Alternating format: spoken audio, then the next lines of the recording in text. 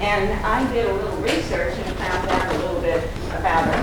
And I'm going to read this if you don't mind. I don't want to get anything wrong. Sophia Bracy Harris, American activist, co-founded the Federation of Child Care Centers of Alabama in 1972. She went on to serve as executive director for 43 years before retiring in 2015. Here is a list of other awards. The Rockefeller Public Service Award, 1977. Mother Jones Heroes for Hard Times, 1987. Fleitzman Foundation's People Who Make a Difference Award, 1990. The John D. and Catherine T. MacArthur Foundation's Genius Award, 1991. The Children's Defense Fund's Outstanding Advocate for Children Award, 1995. And the State of Alabama's 2008 First Class Friend for Alabama's Children Award. She was also named a 2016 Cape Conic Foundation Fellow with the Center for Community Change in Washington, D.C. And we're just so glad to have you.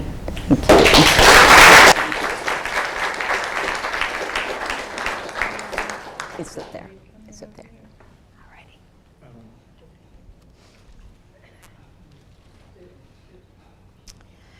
Good evening.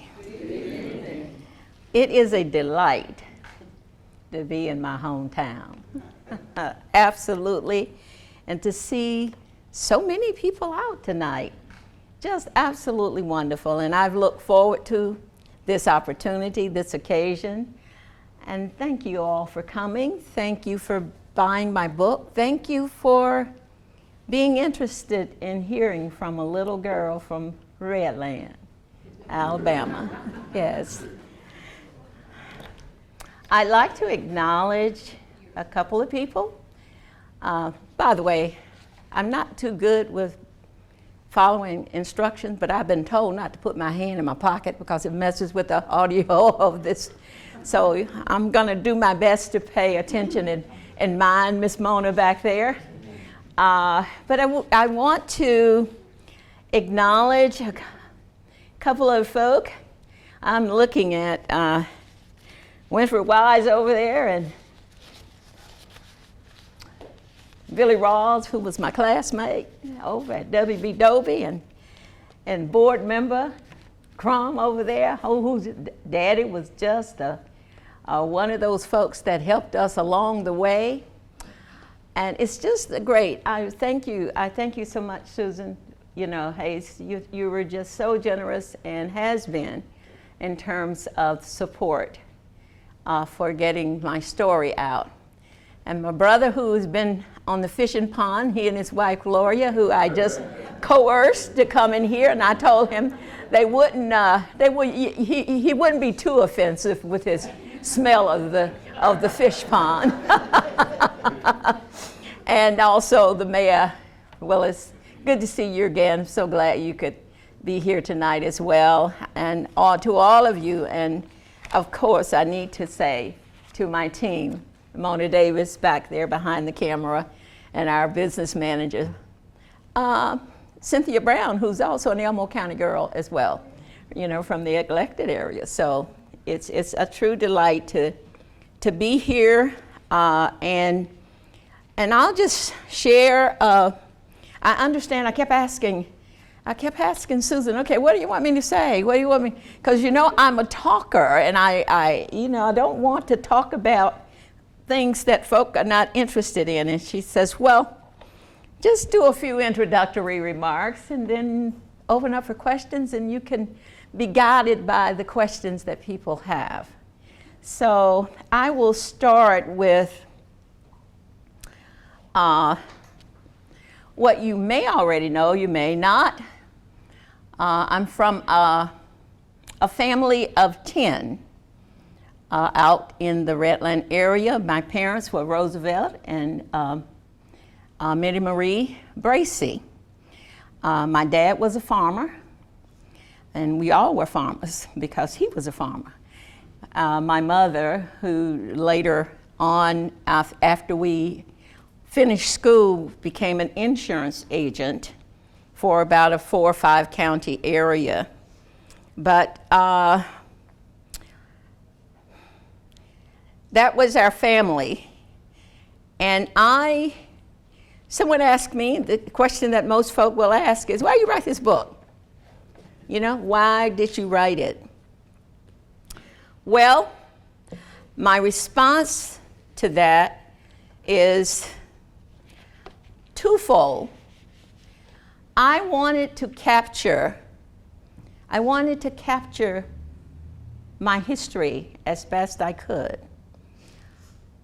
I wanted also for young people in particular to know that I was a sickly child. And at age 10, I wasn't quite thought to be one that would make it, you know, because I had rheumatic fever, asthma, and a whole bunch of other things at the time. I wanted particularly for young people to be aware that there are difficulties that you can experience. I also wanted to capture why it is that my sister and I made the decision to attend Wetumpka High when the freedom of choice became available.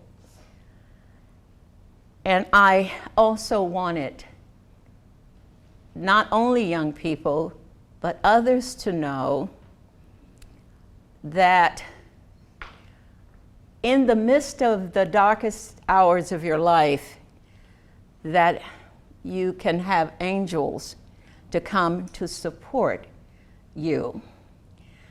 And even in the midst of all of that, you can overcome feelings of hate that have been put upon you and left you feeling scarred, left you feeling distrustful.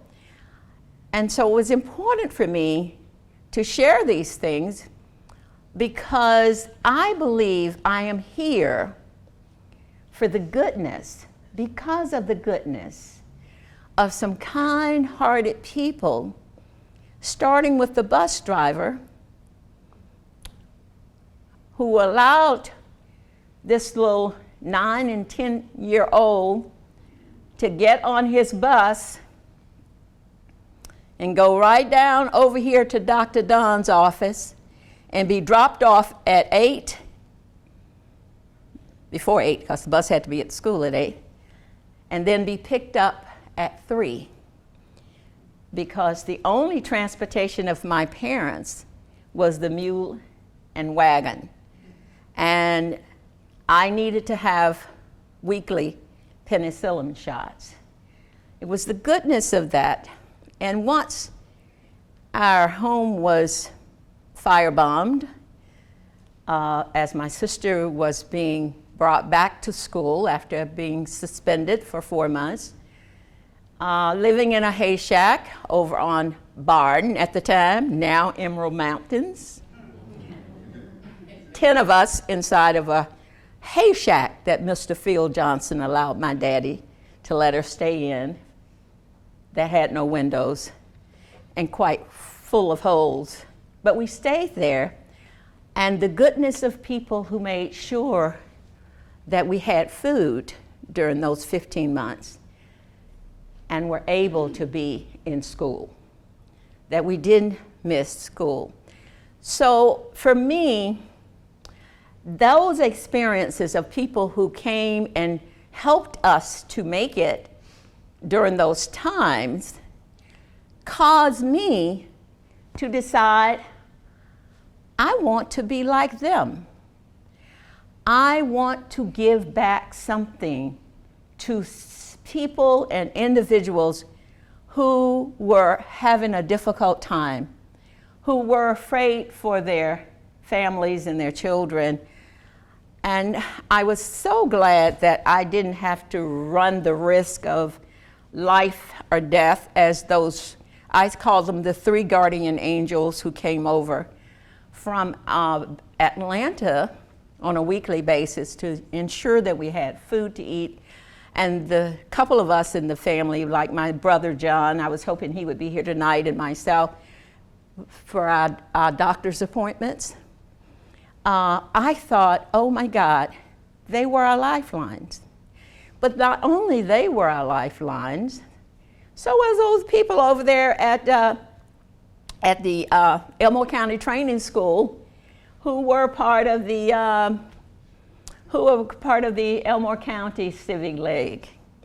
And those gracious 4 teachers who would come over every Thursday as we talked about what our experiences were in the schools, the elementary, the middle, as well as the high school, and they would tutor us.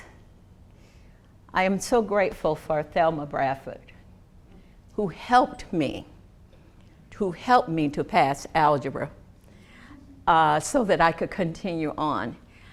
And in the midst of all of these experiences,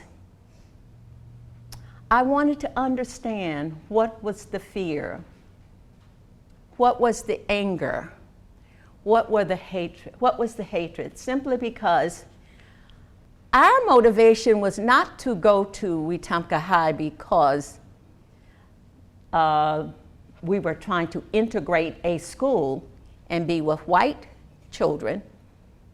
Our motivation to go to Wetumpka was to be able to go to the almighty prestigious Tuskegee Institute and not flunk out, as so many of our valedictorians and salutatorians, and including my older brother who was raised by my teacher aunt, Pearl Satterwhite, some of you in this room may know her, who went to Tuskegee and was there 2 years before he transferred over to Alabama A&M. And I don't want to put down Alabama A&M, but Tuskegee was the it. And, and that was the motivation. That was the motivation of our going to this school, because we were constantly told by the teachers over at Dobie, we are doing the best that we know to do for you all, but we don't have the lab equipment in the biology class. We don't have our books, bless their hearts. We've come with the backs, several of the pages, front and back, love notes, because they were the leftovers, from the students at Wetumpka High. That's what we had. And we were constantly selling something, raising money for this, selling that, in order for some basic things. And so we were just told, y'all, if you're going to make it, you got to be able to make it at Tuskegee, some other school, but you got to go further than we can give you here in the school. You got to go further. And that was in my mother's motto for us. My mother dropped out of school at the 11th grade and had my older brother. She didn't come back to school because her mother by this time had become ill, and she was the caregiver for her mother. My mother grieved at the fact, by the way, she was the baby of 16, although 4 of them did not live, but they all thought she was the smartest of the whole crew. And we had out of that 2 teachers, and my one brother, her brother, and my uncle was absolutely brilliant. But she would take us on her lap. Everybody became her baby at some point, right, Ed? But Lord, she would look in the future and she would tell us, I want you to go places that I can't go. I want you to do what you can to uplift humanity. Her big emphasis was uplifting humanity, and she believed that a good education would help to uplift oneself and humanity. I often use it in my signage of books. So my mother was a teacher who was not formally educated, but she loved learning. And the only thing she loved more than that was the Lord. And boy, didn't we get introduced to the Lord in all forms and all fashions, with learning certain scriptures and learning, the 13th chapter, the 23rd Psalm, the 100th, all of those things that we had to learn, and we had to be obedient because God is not pleased when we do likewise. So the one piece that I will share before, inviting you to ask questions, I've been asked, so what compelled you to write this book? And I said, on that first day of English class at Wetumpka High, the class assignment was to write a composition on utopia. And I did not know, had never heard the word utopia. And at that moment, my brain was foggy in terms of composition. It finally dawned on me as she called my name and the class was completely silent.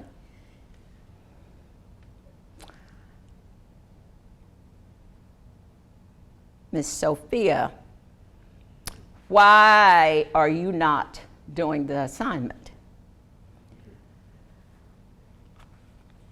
At this point, I said, I don't understand. And there was snickering, laughter. And I'm feeling this little, what don't you understand? Do you know the definition of utopia? And I said, no. Do you know what a composition is? And by this time, it occurred to me that she called composition what my teachers over at Dobie call a theme paper. But I wouldn't dare acknowledge, because now I'm on, everybody's got their eyes on me. And I said, no. And these were the words that cut deeply into my heart and followed me throughout my professional life. You don't know the definition of composition, and you don't know the definition of utopia, and you think you are fit to be in this school. And the whole class just cheered as though there was a touchdown. At that moment, I wanted to die because I felt I had let down my parents and all of those people who have been a part of raising me up out in Redland, Catholic Magnet Church and the district. I had let down my teachers over at Dobie, and I had let down my race. And I carried with me that sense, that burden, throughout my years as first an organizer and then a director of a program. In my head, I carried that I could not write. I froze in my thinking, even though I was told, Sophia, you are a good writer. You write well. I did not believe them. I did not believe them because I had absorbed that ridicule that framed my thinking about who I was. And I think coming from that experience, I wanted to finally get over it. The other part of it was when I went to Auburn University. I didn't make it to Tuskegee Institute because the NAACP Legal Defense Fund gave partial scholarships to the Bracy children to go to a formally white school. And I went to Faulkner for 2 years, and then I moved over to Auburn University in my junior and senior year and majored because, let me tell the truth, I wanted to be a social worker, but after God had to intervene for me to get a C out of that first class of Spanish, I decided it was time for me to change. By the way, the professor had forgotten the class, and when he came, all the students, our final, all the students were gone, and I decided I would go talk to his boss, the dean, let him know how good he was because he had given me a couple of tutoring classes on the weekend. So boy, I was working on passing that, but I said, God, help me on this one. You better get yourself over there and get out of this major as soon as you can. But I went in the field of family and child development, and that's where I learned what that teacher did for me on that first day. And I wanted to make absolute certain that the people who were caring for children in Alabama, starting with age 3 and 4 and 5 and 6, I was 16 at the time, and I came out of that experience 3 years later totally incompetent in terms of feeling that I could write. But I didn't want that kind of message being given to a young child who was forming for themselves who they were, their value. I did not want somebody training and caring for them who did not see those children as individuals and worthy of love and worthy of being the best people in the world that they could be, what God had created all of us. So the experiences of my coming, sometimes they say something for bad turns out for good. That is what shaped me. That is what propelled me, recognizing that God had spared my life as a 10-year-old, spared my life in the firebombing of our home at 1:30 in the morning, 10 of us asleep in the house, with 3 of those Molotov cocktails thrown in 2 windows. The third one hit the screen, fell in the pickup truck parked beside my parents' bedroom window. And my city, my people who represented the protection said there was no sign of foul play, when the unexploded one was given to one of the deputy sheriffs. Now, somebody said, how in the world did you manage to write a book with a Jewish woman who took you, who after having lost my husband, and I sat and cried every day because I was at a retreat center. And she said, Sophie, you sound like you got a lot of stories you need to tell. Why don't you write them down? And I wrote down 27.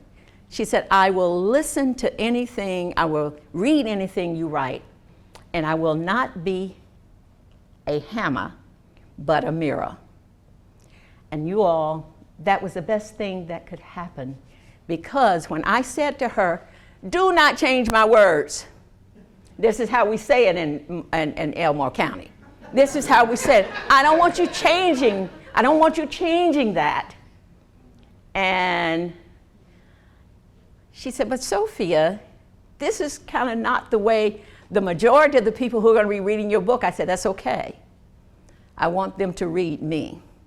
Well, by now this lawyer, if any of y'all saw the PBS documentary on storming Caesar's Palace this week, she was one of the lawyers working with the welfare moms who were storming Caesar's Palace because they were tired of the Department of Welfare coming into their homes at 12:30 in the night trying to catch a man or trying to see if the man had shoes that were in the house, or pants or anything to let them know that a man was in the house, to cut them off of their $1,600 a year. And one of the women said they were paying folks $12,000 a year to come and inspect us and spy on us for our $1,600 a year. It was funny when I saw that, I thought I had forgotten about those kind of things happening when I started my work in 1972. But this woman, Jewish woman, married to a white man from Pennsylvania, conservative town. You know, 8 of them. Both of them had met and decided they wanted to become lawyers, legal service lawyers, and working with families. But I won't tell you any more of the story. I get worked up here and I keep going when I need to stop. You know, Mona has tried to teach me how to just say little pieces to titillate your senses. But anyway, the question was asked, how did you trust somebody when you have had the experiences that you had? And I say to them, there was another signage that I used, the price of hating other human beings is loving oneself less. And that is coming from my experience with the church foundation my mama gave me, coming from my experience of seeing people who were of a different hue, getting in our little car, driving over to see that we were okay, and my mother praying to God, please let them get back to Atlanta safe. Please, Lord, don't have. It was the experience of mine realizing that if you believe in something, if you believe that there is a God, and if you try your best to do what is fair and right and just, it will come back to you doublefold. Do you hear me? It will come back, and I want our young children and next generation to recognize that do your best, learn what you can, and be willing to make a sacrifice and a contribution to make your world better. And when I developed this rare disease called temporal arteritis, inflamed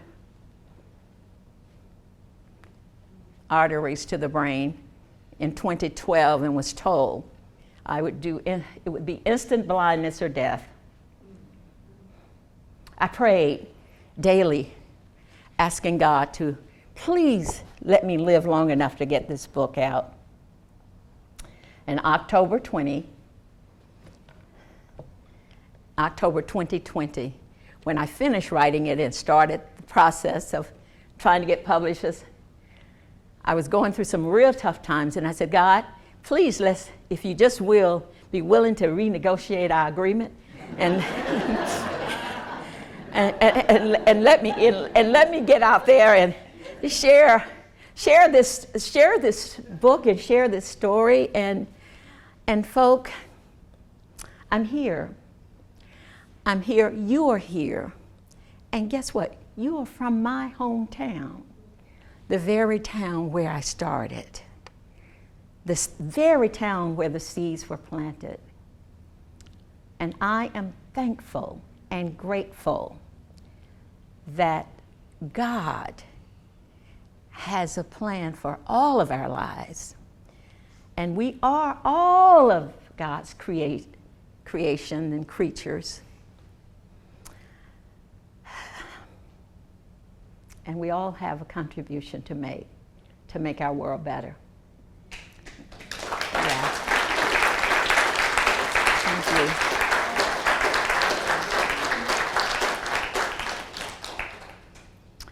Mona, you would have to tap me on my hands because I know I went too long.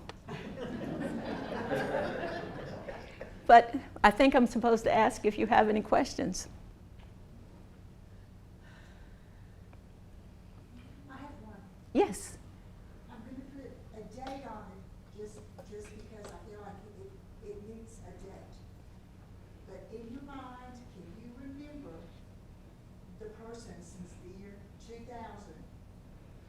meant the most to you? Whether it's a single person or a group as a collective one? In the year 2000, Since the year 2000. since the year 2000, who did the most, meant the most, Yes. 2000. Or maybe since 2012. I did not know that until you just, Right. said it. But can you think of someone in your life that meant the most to you and that you'll always remember meeting them? Well, what's your name? Melissa? Melissa? That's a little bit hard for me to say because there are many. And I think the person that comes to my mind, because I skipped over this, is that Jewish woman who had to leave the legal profession because she had been diagnosed with Parkinson and had become a bit bent over and was trying to cope with the feeling of what that meant. But that woman, when I confronted her, and she wrote her piece on the privilege, white privilege, from my confronting her, came to live in Alabama and lived in Alabama for 4 years with her husband before I urged them to go back to California because he was driving her to Atlanta for Parkinson treatment. And I thought, this is too much. This is too much. That woman taught me some things about sacrifice as well, because she left her children, her child, and her first grandchildren. So therefore, my first grandchild had to become her first grandchild. She left friends, her Parkinson group, and came here because she wanted to experience what I was talking about in my book so she could be better able to support me in the writing of this book. I told her, I don't want you to write this book. I am writing this book myself. I want you to give me pointers and so forth. And so she was very careful about doing that. And what really, really just touched my heart with that is when Marty said to me, Sophia, do you understand there's not a time that we have gone out to dinner? There's not a time that we have gone anywhere together that you have not been considered, no matter what you were doing, my caregiver or my housekeeper. When she said that to me, I said, Marty, thank you, because you got it. Because while we have made many changes in our culture, there's still a steeped in belief in many ways that relegates two people, two older women, one black and one white, to a position of 50, 60, 45 years ago.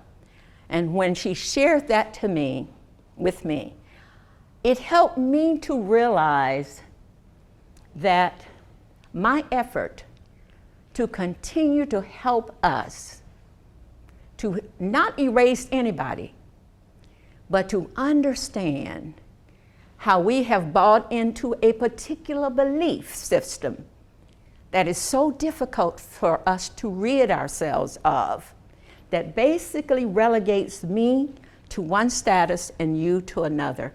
And hearing this woman say to me, Sophia, I got it. I finally have it. And I said, Marty, thank you, because I know it's not all in my head. So that is one experience that I remember that was very profound And then her husband retired because he said he's got to go to Alabama and find his wife. Retired and came here in 2014 and became a leader. That was my last campaign, y'all, because I was sick. I was very sick. And all I could think about was there were 3,500 people in the state of Alabama that had no health insurance. 3,500. And I remember calling, and the governor at the time, Governor Bentley, did his State of the Union, and he said that Medicaid expansion was just a handout. It was just a handout. And I went to the phone and I called Hank Sanders, who had been a very real supporter with us with the child care community, but his mama had Nellie E. Clark Daycare Center down in Bay Minette, and one of the first daycare centers I went to in 1972. And she showed me, how to run a daycare center. I called him and I said, Hank, I can't believe the governor is saying that Medicaid expansion is a handout. If I didn't have insurance, I wouldn't be here. He said, well, Sophia, we'll just have to try to help encourage him to understand the broad context of that. So Joe called about 10 minutes later, and I said, this is Marty's husband. He said, Sophia, I'm retired. What you want from me? I said, I want you to come to Alabama, and I want you to help us run this campaign on Medicaid expansion. It was my last campaign. It was my last effort, y'all, because I was taking my personal situation, hearing the facts, recognizing how my mama walked and got and begged for rides to try to get me to the doctor and all of those things. I said, we're too much of a state that's too advanced for us to be at this place. And he came. And he put forth a lot of effort, and we got close, but we didn't. Y'all, I'm sure if you listened to the news this week, you heard that it's back on the table again. There is no reason in the state of Alabama that people ought to be dying simply because we can't afford it. When there are dollars that Alabama has turned down every year, and sent back. So folks, it's not a political discussion. This is about my life, and it's about some other lives. And all I want to is when that song gets sung and whatever gets read, that she did the best she could with all her might to create fairness, not for black folk, not for white folks, not for brown folks, but for all of God's folks.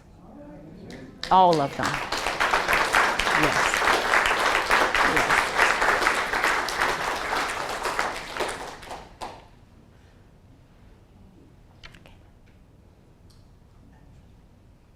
I have a question.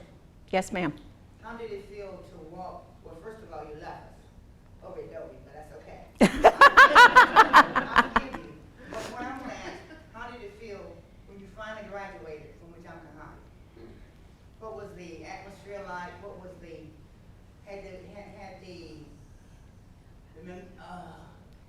had there been any changes that you could see? Well, my graduation from Dobie, as exciting as it was, had a bittersweet ring to it. One is my sister, who had been expelled because she fought with a white student and was kept out and was actually supposed to start back to school 2 days before our house was firebombed. Actually, it was firebombed on January the 2nd because it was at 1:30 in the morning, and she was going to start back to school on that Monday. But she still could not march with her class because of the amount of days that she had had missed. And that was bittersweet. And it was only, I guess, a couple of months from the death of Martin Luther King's and his assassination. And even with his funeral, my guardian angels, you know, facilitated our getting over to Atlanta to the funeral of M.L. King. Stood, you know, not a far distance from Ebenezer Church, but to also know that my teacher's schedule on the day of his funeral, a must assignment for graduation, a must assignment. Macbeth, you know, and so, but that didn't stop us. It just disheartened me that even with all of this time, there still were just ways to trip up and cause us to stumble. So I left there feeling heavy, but it didn't take me long for that feeling to move into something else, because I managed to get a community service fellowship with the Quaker organization, and my work was at a mental, and they, you know, they called it at that time retarded. We don't call it retarded anymore, but that's what it was, a school in Brandon, Vermont. And I was assigned a particular child, you know, to care for and support in that experience. And 3 days after I got to Vermont, I had an emergency appendectomy surgery. And the couple who were the camp counselors that had to become my parents until my mother could catch a bus and come to Vermont, and by the way, was fired from her maid job because she did that to go see about her child. I learned something about white people. Not all white people were mean. Not all of them were ugly and nasty. And in fact, Bruce from Ithaca, New York pointed it out to me, because I was asked a question and I didn't answer it. And he asked me why was I not answering his question. And I said, because you have red rust spots on your face that reminds me of the white man who bragged about firebombing our home. And he said, Sophia, you're treating me the same way he treated you because of my skin color. And I started to cry, because the last thing I wanted was to do something to somebody like that. That was an eye-opening for me. And the next year, my assignment was at the Columbia Point Housing Project in Massachusetts there, in a housing division, Columbia Point. And I was basically told by one of the black radicals when I confronted him for his profanity to a white nun in our meeting, that he was going to send me back if I ever challenged him in a pine box to Alabama. And all of my camp counselors were really afraid for my life at the hands of this black, you know, militant. And then my last camp experience was with Mexican families. Chicanos out there in this little place between Toledo, Ohio and Detroit. And we were setting up a camp for them because they were the seasonal pickers and their children were not well. And so we were to try to help get some kind of health camp for them. And in that experience, I was now a counselor, you know, and with my white Jewish lawyer, an Oberlin College guy. We were the counselors, and I was the co-counselor with him. And I challenged one of the white girls for violating one of the rules there. And she looked at me and she said, I don't have to listen to, by the way, I need to say to you, at this point I was thinking, well, it's just the white folk in the South that's just the bad people. You know, the rest of the world, white folks are okay. You know, you just going. You know, young person trying her best to figure life out and make sense of it. And she helped to clarify that for me. She said, you can't tell me what to do, because it's my folks' money that got you here in the first place. Because you just here on charity from folks like my folks. And that was kind of stung me pretty good.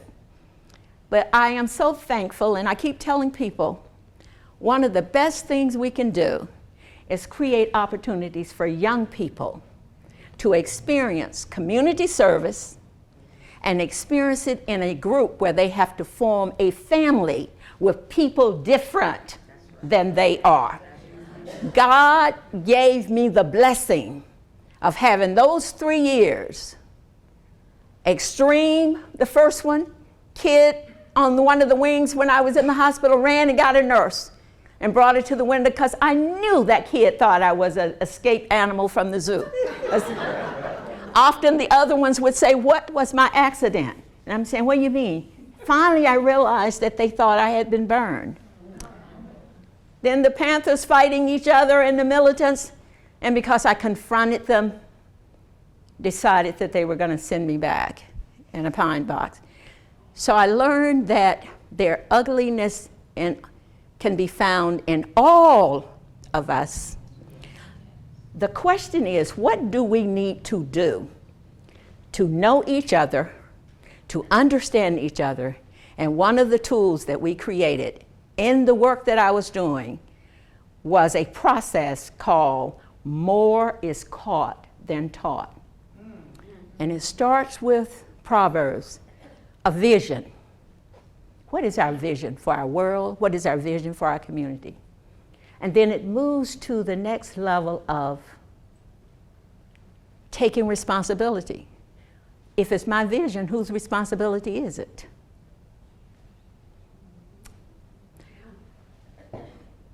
Proactive planning. If we wait until it's a problem, we react. But let's plan ahead of how we see achieving the vision that we have identified. Not 5 years, 20 years, whatever. One of these women stood up and said, this is a bunch of junk. I don't know how to pay my water bill next week. And y'all talking about 10, 15 years from now? This is a waste of time. Then there are moral and ethical principles. Do we know what our principles are today? That we are willing to die for? That we believe in? Moral and ethical principles. And then there is risking. And the good old M.L. King told us that if we really unwilling to risk at age 38, we can live to be 98, and we're just a body that hadn't been buried because the spirit had already died in us. And lastly, it's nurturing. Nurturing. And when we had people in some of our groups to hug each other and not pat on the back, you know, like I hug you and don't pat on the back. This woman started to cry. And she said, I said, what's, she said, I have not been hugged in 16 years. And I think, you know, there are people in this world who need love. In fact, all of us need it, who are hurting. And this world is one that we breathe the air.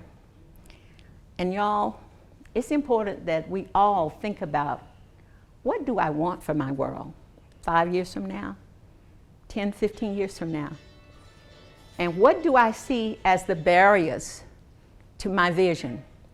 And invariably, what people came up with is fear, distrust, and just not believing that things were possible. And those were the things that we helped them to realize that, you know something, if we break down fear and distrust, what we really will find that if we talk to each other, get to know each other, get to know what my experience is, what was your experience, what was yours, we got to know something about each other. And we don't fear them as much as we would if we don't know. And that's the process that I shared with you, Winfred, and with any place that I go when I tell people that those principles are the guiding light for us, I believe, to break this wall of separation. And we called that program Interchange. And we introduced it to the state, introduced it to the city of Montgomery in 1991 and 92. Envision Montgomery. Getting to know the people who make up our community and having questions like, what was your first experience with racism? Well, what was your first experience with sexism? What was your and having people talk about those experiences so we begin to see each other as human beings. And I thank you all. I thank you for letting me share with you what I believe God has kept me here on this earth for.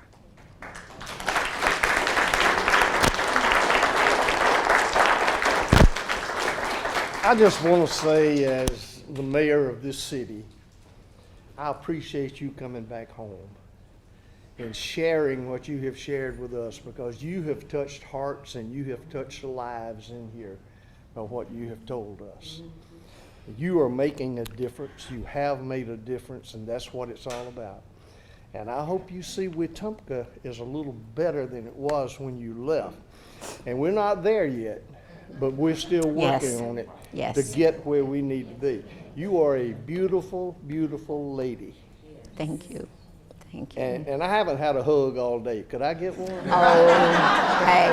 No, I don't do one-sided hug. Let's do a full hug. Now, you mentioned Winfred right here. Yes. We met when Winfred was about 12 years old. And we became friends. Mm-hmm. And he helped me cut grass. His brothers had worked with me ahead of him. He's a remarkable human being. He moved on. He did something with his life after he left Wetumpka, Alabama.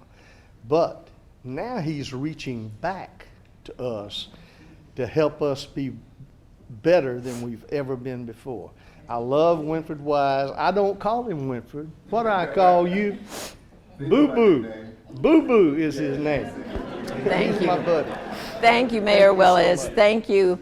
I noticed that my son eased in the door. Al, raise your hand, baby. You was on your job. But anyway, thank you all. You have been absolutely so gracious and generous in your time.